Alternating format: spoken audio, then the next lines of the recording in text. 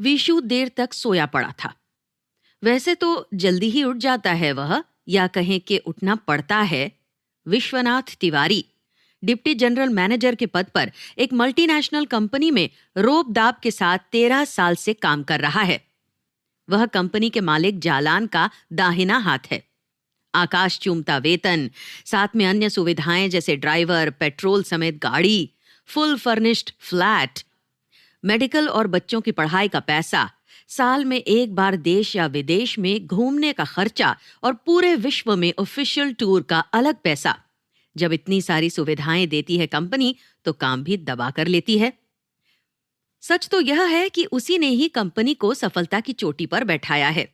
इसकी टक्कर की जो दूसरी कंपनी है उस पर नजर लगाए हैं कि कब विश्वनाथ का जालान से मतभेद हो और कब वे उसे चारा फेंक अपनी कंपनी में खींच लें। हाँ, तो यह भोर की नींद उसे बचपन से लुभाती है। उसके पिता एक निष्ठावान ब्राह्मण पंडित केशव दास थे। गांव के छोटे से प्राइमरी स्कूल के हेडमास्टर। वेतन अनियमित। पहली पत्नी 1.5 साल के विश्वनाथ को छोड़कर दुनिया से चल बसी तो विशु की देखभाल के लिए ही गरीब ब्राह्मण कन्या निर्मला को ब्याह लाए थे वे। उससे 2 बच्चे, बेटा दीनानाथ और बेटी सुलक्षणा हैं। अपनी आय में गृहस्थी नहीं चलती, पर 5 बीघा जमीन थी उनके पास। उसी से रोटी कपड़ा चल जाता। मिट्टी का कच्चा घर तो अपना था ही, पर उनके पास सबसे बड़ी संपत्ति थी पूरे गांव का आदर सम्मान। भोर में 4 बजे वे उठ जाते। अपने साथ ही वे विशु को जगाकर पढ़ने बैठा देते। कहते, उषा काल का अध्ययन सबसे श्रेष्ठ होता है, सूर्योदय तक बिस्तर पर रहना चांडालों का काम है। बेचारा विशु बचपन से ही भोर की मीठी नींद से वंचित रह गया। विद्यार्थी जीवन समाप्त होते ही कंधों पर आ बैठा ऊंचे पद का दायित्व। भोर की तो क्या, रात की नींद भी छिन रही थी। पर रविवार के दिन विशु देर तक सोता है। रीमा भी नहीं जगाती, उल्टे बच्चों को हल्ला गुल्ला करने से रोकती है। आज रविवार नहीं, सोमवार है। हफ्ते भर काम करने का पहला दिन। विशु गहरी नींद में सो रहा था। इतनी निश्चिंत शांति की नींद वह वर्षों से नहीं सोया। बच्चे कब स्कूल चले गए पता नहीं चला। पहली चाय रोज की तरह सिरहाने रखकर कब नौकर भी चला गया उसका भी पता नहीं चला। रीमा के जोरदार झकझोरने से उठा। हड़बड़ाकर देखा, खिड़की के पर्दे हटा दिए गए हैं। फर्श पर धूप, सामने रीमा हाउस कोट पहने खड़ी हंस रही है। उठिए साहब, पता है 8 बज गए। आज ऑस्ट्रेलिया की पार्टी से मीटिंग है ना। धत, नींद खराब कर दी मेरी। रीमा बिस्तर पर बैठी प्यार से उसके बिखरे बालों को संवार रही थी और हंस रही थी।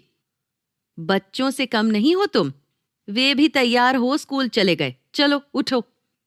वह फिर लुढ़कने को तैयार। सोने दो मुझे। अरे अरे, ठीक 11 बजे मीटिंग है तुम्हारी। भाड़ में जाए मीटिंग, जालान का बच्चा संभाले अपने आप। क्या कह रहे हो? ठीक ही कह रहा हूं। शनिवार को ही मैं रेजिग्नेशन लेटर उसके मुंह पर मार आया हूं। आजाद हूं अब मैं। क्या? रीमा इस तरह छिटक कर खड़ी हो गई मानो 1000 वोल्ट का झटका लगा हो। नौकरी छोड़ दी तुमने? हाँ। इतना बड़ा फैसला तुमने मुझसे पूछे बिना लिया, कैसे? विशु ने देखा एक क्षण पहले की रोमांस भरी मधुर मुस्कान उसके मुख से गायब थी। अब वहां क्रोध की ज्वाला थी। क्या? तुमसे पूछता? यह तो मेरा व्यक्तिगत मामला है। मैं नौकरी करूंगा या नहीं यह मेरा फैसला है। गुस्से में हाँफ रही थी रीमा। तुम्हारा फैसला? वाह, बहुत बढ़िया। अब तुम्हारा व्यक्तिगत कुछ भी नहीं है जो अपनी मर्जी से चलोगे। घर परिवार वाले हो, तुम्हारे सब कुछ पर हमारा अधिकार है। तुम बिना पूछे इतना बड़ा फैसला कैसे ले सकते हो? सोने की खान जैसी नौकरी जिसने तुमको झोंपड़े से उठाकर राजमहल में बिठा दिया, समाज की सर्वोच्च सोसाइटी में तुमको पहचान दी, तुम उसी नौकरी को मिजाज दिखा छोड़ाए?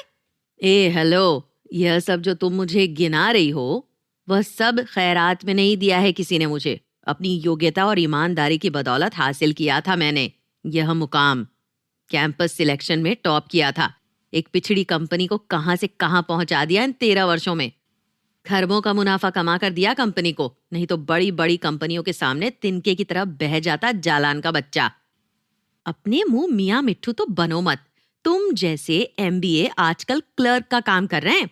हाँ, कर रहे हैं, पर 13 वर्ष पहले आज की तरह छवड़ा भर भर एमबीए नहीं निकलते थे प्रतिवर्ष। थोड़ी नरम दिखाई दी रीमा। देखो, आपस में लड़ाई करने से किसी समस्या का समाधान नहीं होता। जालान साहब इतनी बड़ी कंपनी के मालिक हैं, कोई मूर्ख तो है नहीं। तुमसे कंपनी को कितना फायदा है यह वे भी समझते हैं। तुम इतने वर्षों से इस कंपनी के प्रतिनिधि हो। बहुत से देशों के लोग तुमको ही जानते हैं इस कंपनी के नाम से। तुम्हारे न रहने का मतलब है कंपनी का बहुत नुकसान हो सकता है। बहुत सारे बाहर के कस्टमर तुम्हारी जगह नया आदमी देख डील ही न करें। इस बात को जालान साहब भी जानते हैं। विशु अवाक हो रीमा को देख रहा था। वह भी एक बड़ी कंपनी में ऊंचे पद पर कार्यरत है। 50,000 रुपए से ऊपर ही वेतन लेती है। उसमें इतनी प्रैक्टिकल समझ, व्यावसायिक बुद्धि है, यह तो उसने सोचा ही नहीं था। और ऐसा दांव पेच तो इतने बड़े बड़े डील करके भी उसके मस्तिष्क में नहीं आया। देखो, अभी भी कुछ नहीं बिगड़ा। जालान साहब मंजे हुए व्यापारी हैं, अपना फायदा अच्छी तरह समझते हैं।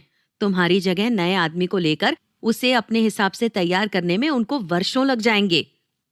कंपनी को बहुत नुकसान होगा। चलो, मैं भी तुम्हारे साथ चलती हूँ। वे मुझे बेटी मानते हैं। तुम माफी मांगकर रेजिग्नेशन वापस ले लो।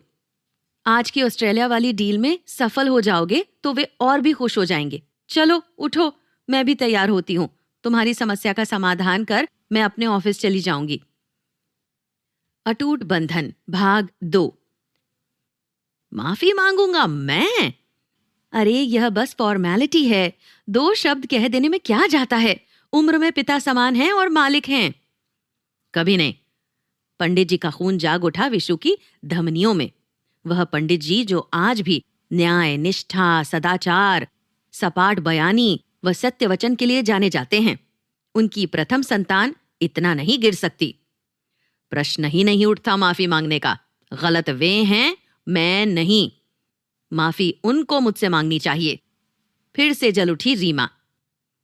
तो तुम त्याग पत्र वापस नहीं लोगे? माफी नहीं मांगोगे? नहीं, कभी नहीं।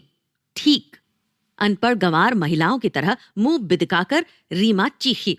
तो अब मजे करो, बीवी की रोटी तोड़ो, उसकी कमाई पर मौज मस्ती करो। विशु का मुंह खुला का खुला रह गया। क्या स्वार्थ का नग्न रूप देख रहा है वह? पहले तो यही रीमा प्रेम में समर्पण, त्याग और मधुरता की बात करती थी, पर उसके स्वार्थ पर चोट लगते ही क्या रूपांतरण हो गया। विशु की नजरों में सबसे सुंदर मुख आज कितना भयंकर और क्रूप हो उठा है। वह अपलक उसे देखता रहा।